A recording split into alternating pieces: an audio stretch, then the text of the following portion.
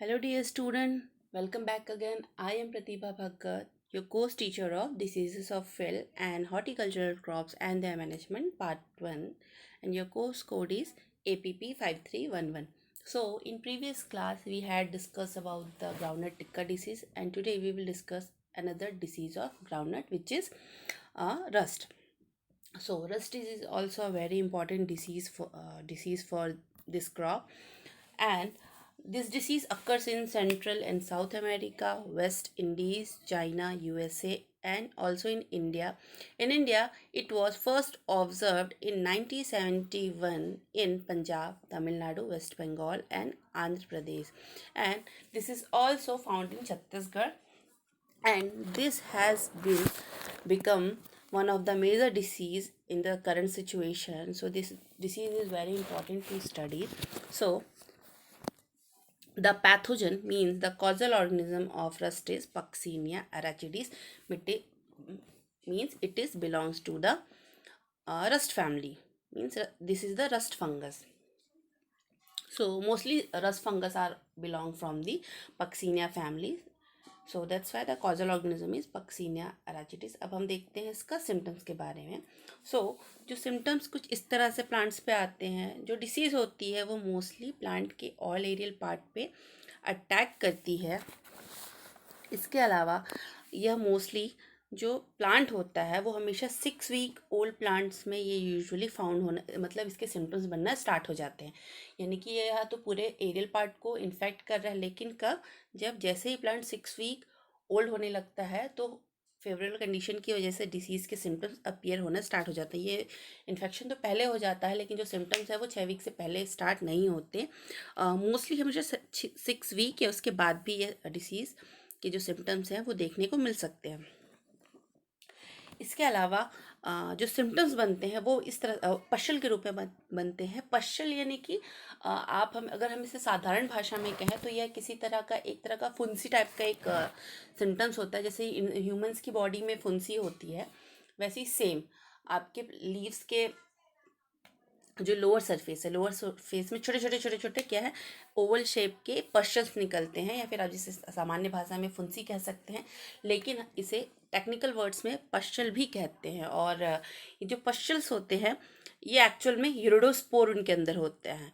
तो ये जो डस्टी पश्चल्स जब फॉर्म होते हैं, स्टार्टिंग में इनमें डस्टी यानी कि इनके अंदर डस्ट समान स्पोर्स होते हैं जो कि यूरोडोस्पोर होते हैं, और धीरे धीरे ये पश्चल साइज में बढ़ने लगते हैं.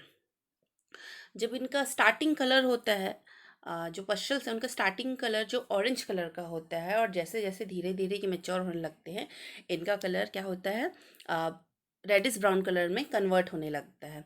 इसके अलावा जो पश्चल्स होते हैं वो मोस्टली क्या होते हैं, सर्कुलर होते हैं, और जो इनका साइज़ होता है वह होता है 0.5 to 1.5 mm डायामीटर. इसके अलावा कभी कभी बहुत ही एक्सेप्शनल केस में या फ्लावर्स में भी देखने को मिलते हैं, पर मोस्टली ये एरियल पार्ट में ही आपको देखने को मिलेगा.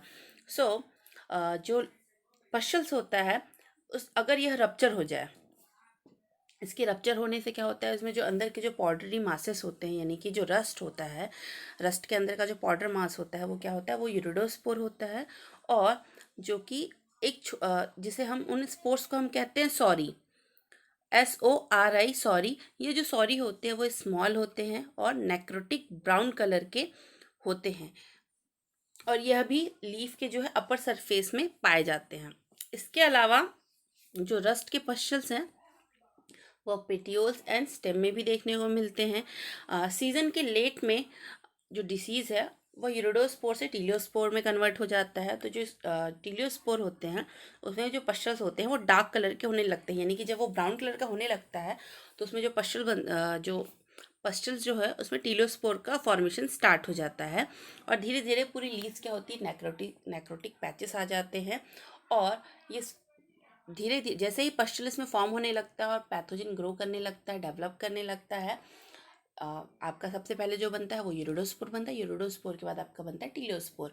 तो एक ही पैथोजन में 2 स्पोर बन रहे हैं, यानी कि रस्ट के फंगस के केस में हमेशा, जैसे कि हम वीट की बात करें जो आपको नेक्स्ट सेमेस्टर में पढ़ना है, वीट की रस्ट में हमें 5 स्टेज देखने को मिलते हैं, यानी कि उसमें 5 तरह के स्पोर बनते हैं। लेकिन रस्ट में केवल 2 ही स्पोर बनते हैं। ग्राउंडनट रस्ट में 2 ही स्पोर बनते हैं, जो कि होते हैं आपके इरिडोस्पोर और टीलियोस्पोर। जो कि इरिडोस्पोर इनिशियल स्टेज में बनता है और लेटर स्टेज में जब फाइनली पैथोजन फुली डेवलप हो जाता है तो वो टीलियोस्पोर होता है। इस तरह के अगर सीवन इन्फेक्शन लोअर लीफ में होने लग जाए तो जो प्लांट होता है वो पूरी तरह से अगर जो लीव्स होती हैं वह या तो वो गिर जाती हैं या तो फिर वह सूख के पूरा का पूरा प्लांट डेड हो जाता है। इससे हमें बहुत ही इल लॉस हो सकता है, यानी कि अगर ये फील्ड में एक बार आ गया और बहुत ही ईजिली अगर स्प्रेड हो गया, जो पूरी की पूरी क्रॉप क्या है कम से कम 50% इसमें डैमेज हो जाती है, जिससे इल्ड का भी काफ़ी नुकसान होता है। और इसके अलावा अगर सीरियल इन्फेक्शन लीड होता है, अगर ऐसे प्लांट जो सर्वाइव कर जाते हैं उनका जो प्रोडक्शन होता है वो कम होता है। और इसके अलावा जो प्रोडक्शन हमें मिलेगा, उनके जो शीड होते हैं वो श्रिवल्ड होते हैं, यानी कि सिकुड़े हुए होते हैं, और उनका जो शेप होता है वो अच्छा नहीं होता और वो बहुत छोटे साइज़ के भी होते हैं। तो ये था सिम्टम्स। अब हम देखते हैं नेक्स्ट इसका इमेज। जैसे कि आप लोग इमेज में देख सकते हैं कि ये कैसे छोटे छोटे इसमें पश्चल्स हैं।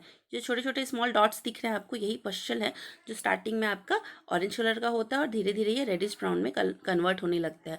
नेक्स्ट इमेज में आप देख सकते हैं कि किस तरह से अगर रस्ट बहुत ही सीवियर इन्फेक्शन फैला दे तो किस तरह से फील्ड की कंडीशन हो सकती है। मतलब इसमें से 50% से भी, इस इमेज में आप देख सकते हैं कि 50% से भी ऊपर के प्लांट इसमें डैमेज हो चुके हैं। अगर प्लांट डैमेज हो गया तो हमें क्या होता है, इल्ड का नुकसान होगा और फार्मर को इकोनॉमिक लॉस बहुत ज़्यादा हो सकता है। इसलिए हमें इस डिसीज़ को फील्ड में आने से कंट्रोल करना चाहिए। और अगर डिसीज़ नहीं अगर आ भी गई है फील्ड में तो उसे कंट्रोल करके फील्ड से एलिमिनेट करना चाहिए। नेक्स्ट देखते हैं ईटियोलॉजी की तरफ। ईटियोलॉजी में जैसे मैंने आपको बताया, इसमें 2 स्टेज होते हैं, एक होता है यूरिडियल स्टेज और टीलियल स्टेज। यूरिडियल स्टेज में क्या बनता है आपका यूरिडोस्पोर, और टीलियल स्टेज में बनता है आपका टीलियोस्पोर। तो जो यूरिडियल स्टेज होता है उसमें बहुत सारे ही अबेंडेंट रूप से जो स्पोर्स हैं वो फॉर्मेशन होते हैं, और धीरे धीरे जो टीलिया का जब प्रोडक्शन स्टार्ट होता है तो उसमें टीलिया कम प्रोड्यूस होते हैं, यानी कि जब यूरिडोस्पोर होते हैं वो ज़्यादा प्रोड्यूस होते हैं और टीलियोस्पोर होते हैं वो कम प्रोड्यूस होते हैं एज़ कम्पेयर टू यूरिडियल स्टेज। इसके अलावा जो यूरिडोस्पोर होता है वह वन सेल्ड होता है। इसके अलावा जो उसका शेप है वो सब ग्लोबल शेप का होता है, और इसके अलावा वो अवॉइड या राउंड भी हो सकता है। राउंड और अवॉइड होने के साथ साथ जो इसका कलर होता है वो लाइट ब्राउन और ब्राउन कलर का होता है। इसीलिए जब हम जो सिम्टम्स होते हैं वह भी हमें ऑरेंज कलर के दिखाई देते हैं जब आउटर अपीयरेंस जो होता है पश्चल का। इसके अलावा यूरिडोस्पोर थिन वॉल्ड होता है, वन सेल्ड के साथ साथ यह थिन वॉल्ड भी है। और इनका जो साइज़ है, यानी कि जिनका मेजर्स है वो मोस्टली 24.9 इंटू 21.2 माइक्रोमीटर, ये इनका साइज़ होता है। अब हम देखते हैं टीलियोस्पोर। जो टीलियोस्पोर होता है वह होता है डार्क ब्राउन कलर का, और इसमें 2 सेल होते हैं, जबकि इरिडोस्पोर में 1 सेल था और आपके टीलियोस्पोर में क्या हो रहा है, 2 सेल हो रहा है। और इसके अलावा जो टीलियोस्पोर होते हैं उनका मेजर होता है 38 टू 42 इंटू 14 टू 16 माइक्रो। तो ये था इरिडो एंड टीलियोस्पोर। इसके अलावा जो पिक्नियल और एशियल स्टेज होते हैं वो अभी तक इस डिसीज़ में रिकॉर्ड नहीं किया गया है, यानी कि इसमें केवल 2 ही आपको स्टेज में देखने को मिलते हैं, यूरेडियल एंड टीलियल। मोस्टली जैसे मैंने बताया कि इसमें वीट की रस्ट में आपको 5 के देखने को मिलते हैं, जिसमें आपका यूरेडियल, टीलियल स्टेज एंड पिक्नियल एशियल भी देखने को मिलता है। इसके अलावा और एक स्टेज होता है जिसको अभी आपको जानने की ज़रूरत नहीं है, आप इसको नेक्स्ट सेमेस्टर में आप जान सकते हैं। अब हम देखते हैं इसकी क्लासिफिकेशन। क्लासिफिकेशन में आप देख सकते हैं कि यह भी यूकैरियोट है। इसका किंगडम फंजाई होता है। इसका जो फाइलम होता है वो बैसिडियो माइकोटा का है, यानी कि ये हमेशा रस्ट फंगस होते हैं जितने भी वो मोस्टली सारे क्या होते हैं, बैसिडियो माइकोटा फाइलम के ही होते हैं।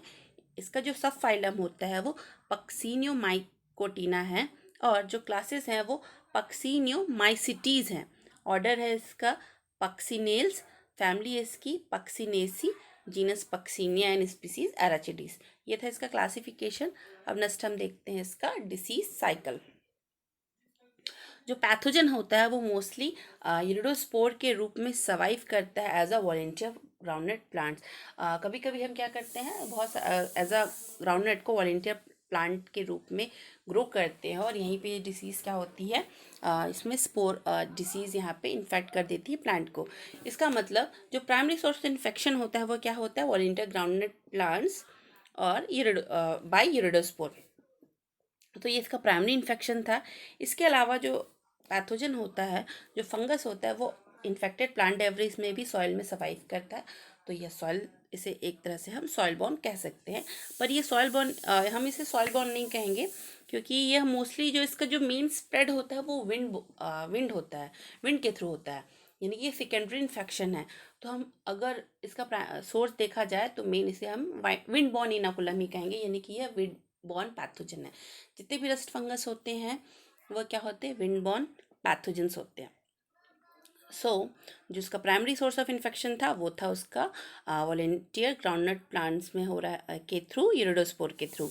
जो इसका सेकंड इनाकुलम हो रहा है वह हो रहा है विंड बॉर्न स्पोर्स के थ्रू, जो कि विंड के थ्रू स्प्रेड हो रहे हैं। इसके साथ ही साथ जो सीड्स और पॉट्स भी क्या होते हैं, वो भी कंटामिनेट हो सकते हैं। कंटामिनेट होंगे तो यह भी सोर्स ऑफ इनाकुलम का नेक्स्ट सीजन में, अगर हम इस तरह के सीड को यूज़ करते हैं तो नेक्स्ट सीजन में यह भी सोर्स ऑफ इनाकुलम का कारण बनेगा। इसके अलावा रेन स्प्लैश और इम्प्लीमेंट्स, जो कि हम फील्ड में जो इम्प्लीमेंट्स यूज़ करते हैं वह भी डिसेमिनेशन में हेल्प करता है।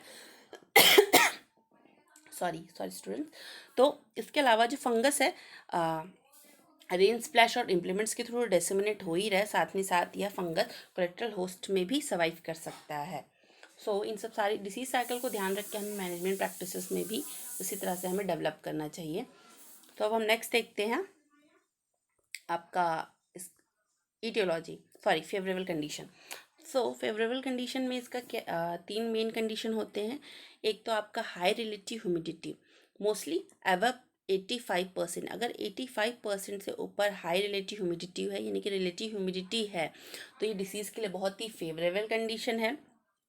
और इस टेम्परेचर पे, इस ह्यूमिडिटी पे डिसीज़ बहुत अपने डेवलपमेंट बहुत ही फेवर करता है, यानी कि यह उसकी डेवलपमेंट के लिए बहुत ही फेवरेबल कंडीशन है। इसके अलावा हैवी रेनफॉल, अगर रेनफॉल भी हैवी हो, जैसे कि कंटिन्यूसली हो, तो रेनफॉल भी क्या करेगा, इस डिसीज़ के डेवलपमेंट में फेवरेबल कंडीशन प्रोवाइड करता है और डिसीज़ डेवलप करती है।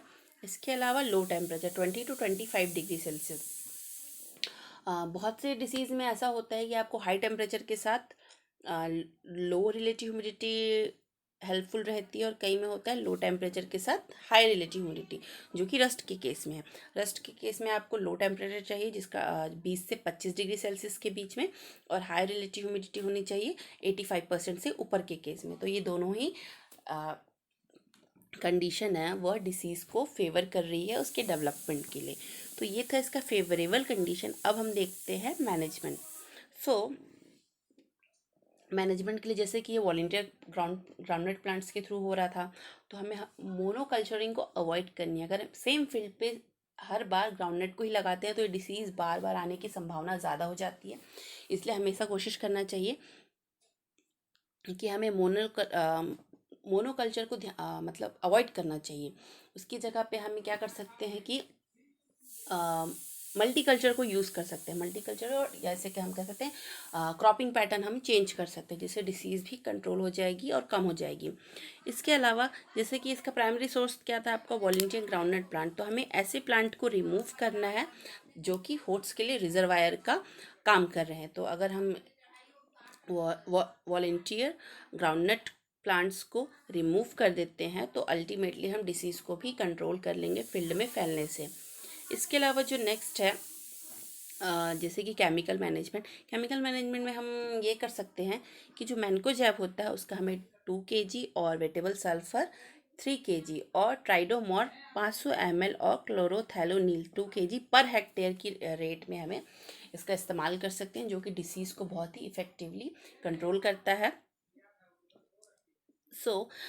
इसके अलावा हम रेसिस्टेंट वैरायटी का भी यूज़ कर सकते हैं, और जो इसके लिए रेसिस्टेंट वैरायटी है वो है ALR1। ये बहुत ही ज़्यादा हाईली रेसिस्टेंट वैरायटी नहीं है, पर ये मॉडरेटरी रेसिस्टेंट वैरायटी साबित हो चुकी है। तो हम इस डिसीज़ को कंट्रोल करने के लिए इस वैरायटी का यूज़ कर सकते हैं। ये तो मैंने कुछ 4 आपको जो मेन कंट्रोल मेजर्स हैं वो इसने मेंशन किए हैं। इसके अलावा इसमें बायोलॉजिकल कंट्रोल भी होता है। बायोलॉजिकल कंट्रोल कुछ इंसेक्ट और कुछ फंगल ऐसे एनवायरनमेंट में पाए जाते हैं जो कि इस डिसीज़ को किसी तरह से सप्रेस करने में हेल्प करता है। ये रिपोर्ट किया गया है, लेकिन आज तक इसे कंट्रोल मेजर्स में इस स्ट्रैटेजी को अपनाया नहीं गया है। तो जो नेचर में जो नेचुरल एनिमीज अवेलेबल है ऑलरेडी, तो वो डिसीज़ को किसी न किसी तरह से सप्रेस करते हैं।